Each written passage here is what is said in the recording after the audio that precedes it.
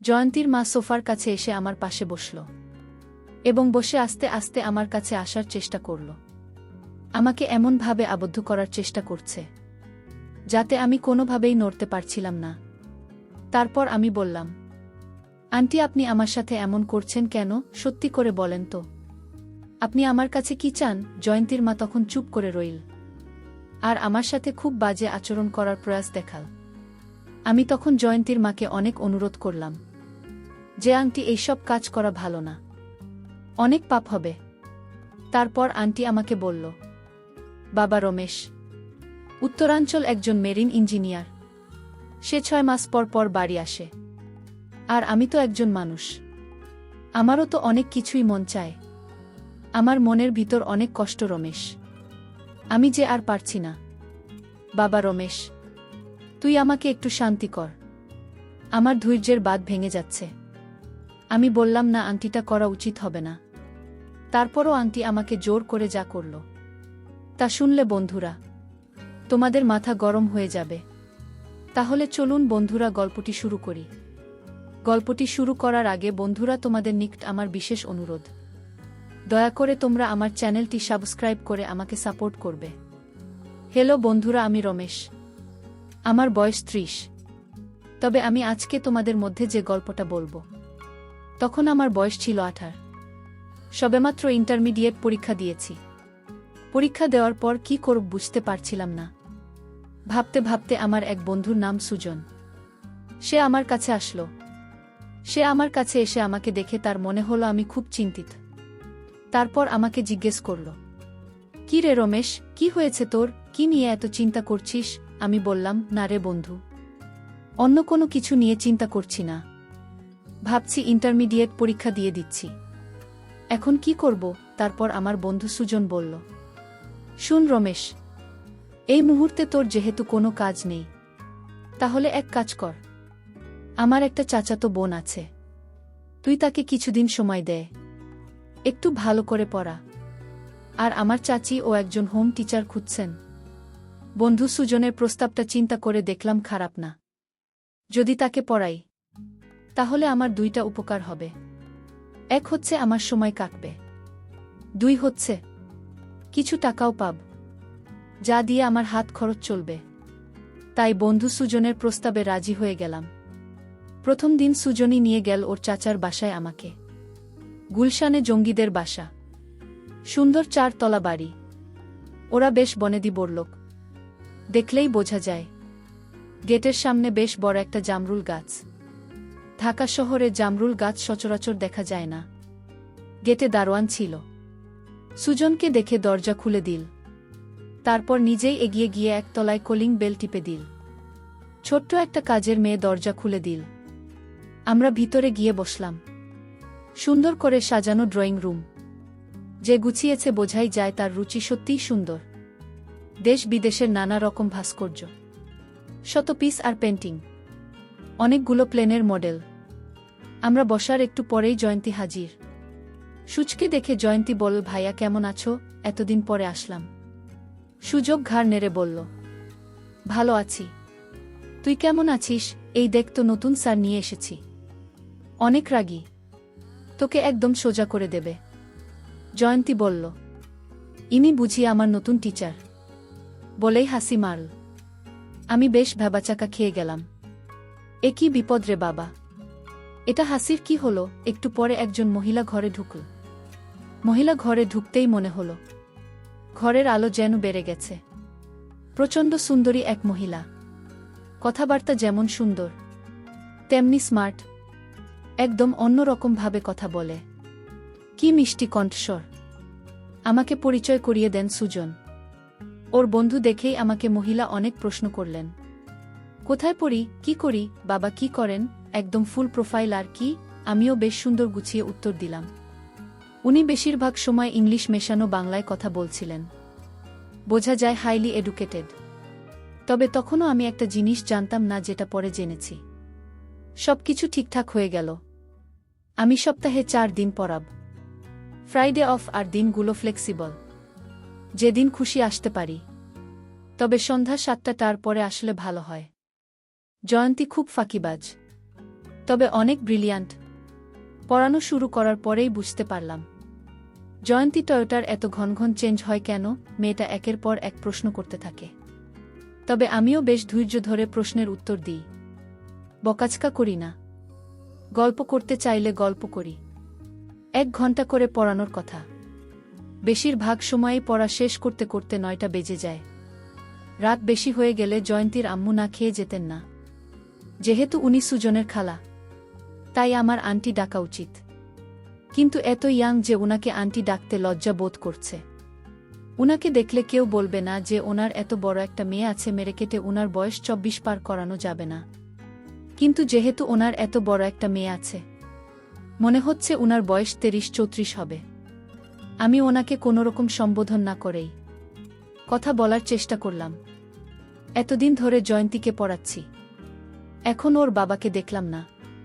একদিন ফস করে জিজ্ঞেস করে বসলাম, জয়ন্তী তোমার আব্বুকে তো একদিনও দেখলাম না, উনি বুঝি অনেক রাতে বাসায় ফেরেন?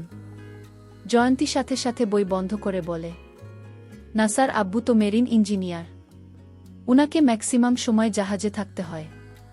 তবে আব্বু ছুটি পেলেই চলে আসে, 3-4 মাস পর পর আসেন, মাসখানেক থাকেন আবার চলে যান। এবার 4 মাস পার হয়ে গেল, তাও আব্বু আসছে না। বলেছে জাহাজ নিয়ে ডেনমার্কে আছে, ওখানে কি একটা ঝামেলা হয়েছে, আসতে আরও মাস 2-1 দেরি হয়ে যাবে। এখন বুঝতে পারলাম জয়ন্তী আমরা সবসময় এত উদাস থাকে কেন। জীবনের বেশিরভাগ সময়টাই মহিলার হয়তো এভাবে একা একা কাটাতে হয়। এরপর থেকে কেন যেন আমি উনাকে একটু সঙ্গ দেওয়ার চেষ্টা করতাম। কখনো 7টার আগে গিয়ে হাজির হয়ে যেতাম। উনি হয়তো তখন টিভি দেখতেন বা ড্রয়িং রুম গোছাতেন। বেশিরভাগ কাজই উনি নিজের হাতে করতেন। জয়ন্তীর আম্মুর নাম ছিল তাসনুভা ফারিন। গল্প করতে করতে উনি অনেক কথাই বলতেন। উনার ছোটবেলার কথা, উনার এক বাইপাইল, উনারা 1 ভাই 1 বোন। তাহলে সুজনের মানাকে হন? আমি আর জিজ্ঞেস করিনি। কথা প্রসঙ্গে উনাকে একদিন জিজ্ঞেস করে ফেললাম, আপনার বাংলাটা খুব অদ্ভুত, আমি এরকম বাংলা আগে শুনিনি। উনি হেসে বললেন, আমি কি খুব খারাপ বাংলা বলি? আমি বললাম, না না, তা হবে কেন, আপনার বাংলা খুব সুন্দর, আপনার ভয়েস অনেক মিষ্টি, কিন্তু আপনার টানটা যেন কেমন অন্যরকম। খুনি হেসে বললেন, কেন, সুজনের মা বুঝি খুব ভালো বাংলা বলেন? আমি বললাম, হ্যাঁ আন্টি তো বেশ ভালো বাংলা বলেন। উনি বললেন, হবে হয়তো, ওর তো অনেক আগে বিয়ে হয়ে গেছে। তাছাড়া ওরা তো মঞ্জিলে থাকতো নাকি? কথা শুনে কেমন যেন খটকা লাগল। মঞ্জিল মানে? আমনা? পরে সুজনকে ধরলাম, এই শালা বলতো ঘটনাটা কি? প্রথমে তো বলতে চাই নাই, পরে একটু একটু করে বলল, আসলে ওরা হচ্ছে নবাবদের একটা ব্র্যান্ড। শুনে তো আমি আতকে উঠলাম। বলে কি শালা, ওর না নাকি 2 বিয়ে করেছিল। বড় ঘরে ছিল জয়ন্তীর মা, আর ছোট ঘরে ছিল সুজনের মা। সুজনের মা আবার ওর মায়ের বড় সন্তান। ফ্যামিলিতে প্রবলেমের কারণে ওরা বড় হয়েছে মঞ্জিলের বাইরে, আর বাকিরা মোটামুটি জয়েন্ট ফ্যামিলির মতো বড় হয়েছে একসাথে। পরে অবশ্য সব ঠিকঠাক হয়ে যায়। ওদের মেন ল্যাঙ্গুয়েজ নাকি উর্দু ছিল। সুজনের না নাকি এখনও উর্দুতে কথা বলে, ভালো বাংলা বলতে পারে না। এসব শুনে তো আমার চক্ষু চড়ক গাছ। বলে কি, যাই হোক, সেদিন থেকে আমি জয়ন্তীর মায়ের সাথে আরও বেশি সময় কাটাতে লাগলাম। জয়ন্তী বেশিরভাগ সময় আত্মীয়দের বাসায় ঘুরতে চলে যেত, কাজেই আমাকে অনেকক্ষণ বসে থাকতে হতো। সেই সময়টা জয়ন্তীর মা অনেক কথা বলতো আমাকে, ঠিক যেন এক বন্ধুর মত। উনার 16 বছর বয়সে বিয়ে হয়ে যায়, 17 বছর বয়সে বাচ্চা। উনি দুঃখ করে বলেন, ওনার অনেক স্বপ্ন ছিল, অনেক লেখাপড়া করার ইচ্ছা ছিল, সেগুলো কিছুই হয়নি। উনার হাসব্যান্ড বেশিরভাগ সময় সে থাকে। উনাদের মধ্যে একটা দূরত্ব হয়ে গেছে।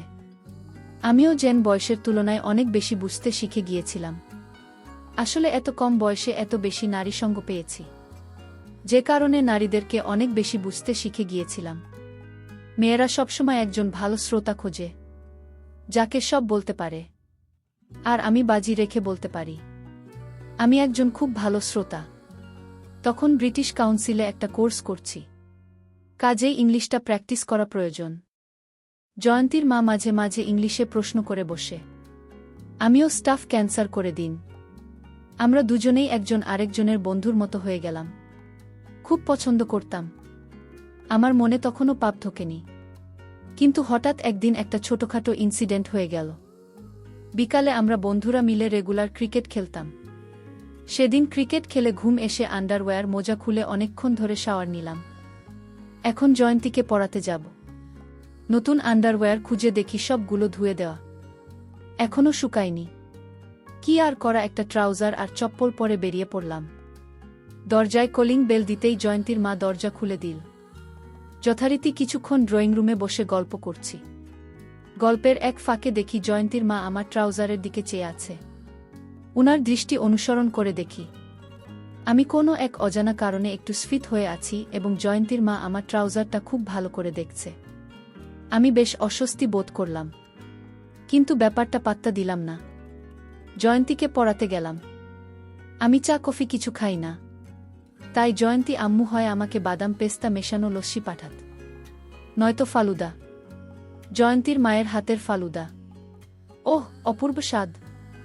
জয়ন্তী পড়তে পড়তে হঠাৎ বলে, স্যার আমি আসছি, বলেই দৌড়। আমি বুঝলাম চলে যাচ্ছে। আমি বসে বসে পাতা উল্টাচ্ছি। এমন সময় জয়ন্তীর মা ছোট একটা ট্রেন নিয়ে হাজির। তোমার ছাত্রী কই গেল? আমি বললাম আসছি বলে দৌড় দিল। মনে হয় টয়লেটে গেছে। জয়ন্তীর মাত্রা এনেছে, তার মানে মনে হয় ছোট কাজের মেয়েটা অসুস্থ। এই নাও তোমার ফালুদার শরবত। আমি কি মনে করে ওনাকে হেল্প করতে গিয়ে হাত বাড়িয়ে ট্রে ধরতে গিয়ে উল্টে দিলাম গ্লাসটা। নিছক দুর্ঘটনা, কিন্তু গ্লাস উল্টে পড়ল না শাড়ির উপর। উনি লাফিয়ে সরে যেতে গিয়ে গ্লাস ফেলে দিলেন মেঝেতে। ঝনাত করে গ্লাসটা ভাঙল, শেষে বাড়িটাও। জয়ন্তী দৌড়ে আসলো। আমার মুখটা লজ্জায় কাচুমাচু। জয়ন্তীর এসে গেছে। ও দরজার কাছে দাঁড়িয়েই করে হাসছে। জয়ন্তীর মায়ের শাড়িতে লেগেছে। উনি পিছিয়ে গিয়ে বললেন, তোমরা ড্রয়িং রুমে গিয়ে বসো, আমি এটা পরিষ্কার করে দিচ্ছি, দেখো পাকাতে না যেন। আমি আর জয়ন্তী গিয়ে ড্রয়িং রুমে বসলাম। আমার বেশ খারাপ লাগছিল, শরীর বলা উচিত। আমি বললাম, জয়ন্তী তুমি একটু একা একা পড়, আমি তোমার আম্মু কেশরী বলে আসি। আমি ওর আম্মুর রুমের সামনে দাঁড়িয়ে নক করতে যাব। এমন সময় দেখি রুমের দরজা আধখানা খোলা, আর উনি এমন অবস্থায় আছেন যা দেখে আমার চোখ মুছে গেল। আমার সাথে চোকাচোকি হয়ে গেল। আমি যে কি ভীষণ লজ্জা পেলাম। কিন্তু জয়ন্তীর মা বোধহয় লজ্জা পায়নি, বরং একটা ছোট্ট হাসি উপহার দিল। এই হাসিতে কি ছিল জানি না, তবে কেন যেন মনে হয় আমন্ত্রণের হাসি। জয়ন্তীর মার হাসির মধ্যে কেন জানি আমার মনে হচ্ছে অন্যরকম রহস্য লুকিয়ে আছে। জয়ন্তীর মার কাছে আর ক্ষমা চাইতে পারলাম না। আমি লজ্জায় জয়ন্তীর মার কাছ থেকে চলে আসলাম। জয়ন্তীর মা বেশ কিছুক্ষণ পরে সে বলল, তোমাদের রুম পরিষ্কার হয়ে গেছে, চাইলে যেতে পারো। আমি উনার দিকে তাকাবার সাহস পাচ্ছিলাম না। আমি সেদিনের মতো পড়ানো শেষ করে বাসায় চলে আসলাম। পরদিন যাব না করেও কি মনে করে 7টার আগেই হাজির। জয়ন্তীর মা যথারীতি দরজা খুলে দিল। আজকে গেটে দারোয়ানকে দেখলাম না, হয়তো কোনো কাজে পাঠিয়েছে। আজকে জয়ন্তীর মা একটা অফ হোয়াইট শাড়ি পরেছেন, অপূর্ব সুন্দরী লাগছে, যেন সত্যিকারের এক রাজকুমারী। একটু কি সেজেছিল? হ্যাঁ, তাই তো মনে হচ্ছে জয়ন্তীর মাকে আজকে একটু রোম্যান্টিক লাগছে। জয়ন্তীর মা আর অপূর্ব চেহারা, দেখতে অনেক আবেদনময় বটে। হয়তো বয়সের জন্য একটু চর্বি জমেছে। আমি খানিকক্ষণ অপলক দৃষ্টিতে দেখলাম, তারপরে ড্রয়িং রুমে গিয়ে বসলাম। জয়ন্তী বাসায় নেই। ওর মা বলল, আজকেও নানা বাড়ি থাকবে। আমার বুক দূর দূর করে কাঁপছিল। তবু আমি সোফাতে বেশ স্বাভাবিক হয়ে বসার চেষ্টা করলাম। অন্যদিন জয়ন্তীর মা আমার অপোজিটে সোফাতে বসে, আজকে আমার পাশে বসেছে। উনার এখান থেকে হালকা একটা পারফিউমের গন্ধ বাতাসে ভেসে আসছে। আমি আচ্ছন্ন হয়ে যাচ্ছি কোনো এক অজানা নেশাতে। আজ যে কথা বলছো না, কি হয়েছে তোমার? আমি নিজেকে স্বাভাবিক রাখার চেষ্টা করেও পারছি না। জয়ন্তীর মা দিকে চোখ তুলে তাকাতেও পারছি না, দরদর করে ঘামছে। তুমি সুস্থ আছো তো বলে উনি আমার কপালে হাত দিয়ে পরীক্ষা করার চেষ্টা করলেন। সারা শরীরে যেন বজ্রপাত হয়ে গেল। উনি আমাকে খুব ভালো করে পরীক্ষা করে বললেন, এ কি, তোমার তো জ্বর নেই, তাহলে ঘামছে কেন? আমি এবার মুখ তুলে তাকালাম। হয়ে গিয়ে থাকবে। মুখ কান নাক সব দিয়ে আগুন বেরোচ্ছে। আমার হাত কাঁপছে। একই হতে যাচ্ছে। জয়ন্তীর মা টেবিল থেকে টিস্যু নিয়ে আমার ঘাম মুছে দেওয়ার জন্য কাছে এল। একদম কাছে, যেখান থেকে ওনার নিঃশ্বাসের শব্দ শোনা যাচ্ছিল। আমি আস্তে আস্তে পিছু হবার চেষ্টা করলাম। তারপরও কোনো কাজ হলো না। জয়ন্তীর মা সোফার কাছে এসে আস্তে আস্তে আমার পাশে বসল এবং বসে আস্তে আস্তে আমার কাছে আসার চেষ্টা করল।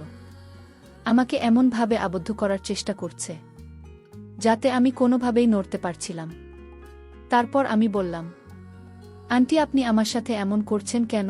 সত্যি করে বলেন তো, আপনি আমার কাছে কি চান? জয়ন্তীর মা তখন চুপ করে রইল আর আমার সাথে খুব বাজে আচরণ করার প্রয়াস দেখাল।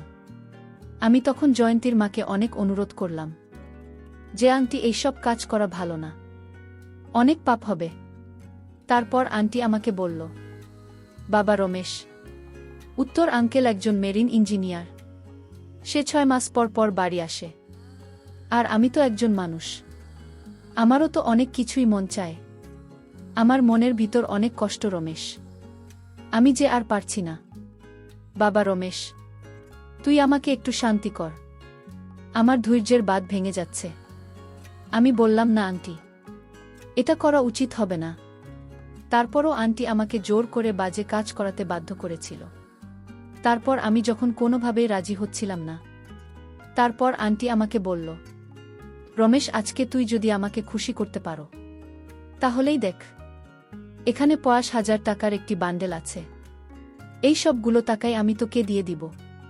কি বল বন্ধুরা, টাকার লোভ, বড়লোক। আর তাছাড়াও আমি তখন মাত্র ইন্টারমিডিয়েট পরীক্ষা দিয়েছে। এই সময় আমার টাকাটা খুবই প্রয়োজন ছিল। তারপর বন্ধুরা টাকার লোভে পড়ে আমি জয়ন্তীর মার সাথে বাজে কাজ করতে রাজি হয়েছিলাম। কি বল বন্ধুরা, যদিও জয়ন্তীর মার বয়স একটু বেশি, তারপরও কি বল বন্ধুরা তোমাদেরকে, উনার এত পাওয়ার যা দেখে আমি সত্যিই বিস্মিত হয়ে গিয়েছিলাম।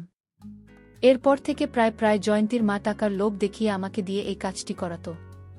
পরিশেষে আমি তোমাদেরকে বলবো, বন্ধুরা, তোমরা যারা বুকে রেখে বেশি দিন দূরে থাকো, তোমরা তোমাদের স্ত্রীর প্রতি খুব ভালো করে খেয়াল রাখার চেষ্টা করবে। আর তাছাড়াও তোমরা বুকে রেখে দূরে থাকার চেষ্টা কম করবেন, কারণ সর্বদাই স্বামী স্ত্রী একসাথে থাকলে স্বামী স্ত্রীর মধ্যে মহব্বত বাড়ে। তারপর কি আর মতো ঘৃণ্যতম কাজ শয়তান কখনো প্ররোচনা দিতে পারে না। বন্ধুরা, আজকে এই পর্যন্তই। আবারও আসব তোমাদের মধ্যে নতুন কোনো গল্প নিয়ে। গল্পটি যদি তোমাদের ভালো লাগে তাহলে একটি লাইক দাও। প্রতিদিন আমি তোমাদেরকে বাস্তব জীবনের একটা করে নতুন গল্প উপহার দিব। তাই তোমাদেরকে অনুরোধ করে বলছি, তোমরা যদি এরকম ধরনের ইন্টারেস্টিং গল্প পেতে চাও তাহলে দয়া করে তোমরা আমার চ্যানেলটি সাবস্ক্রাইব করো। পরিশেষে তোমাদের সকলের সুস্বাস্থ্য কামনা করি। ভিডিওটি দেখার জন্য তোমাদের সকলকে অসংখ্য ধন্যবাদ।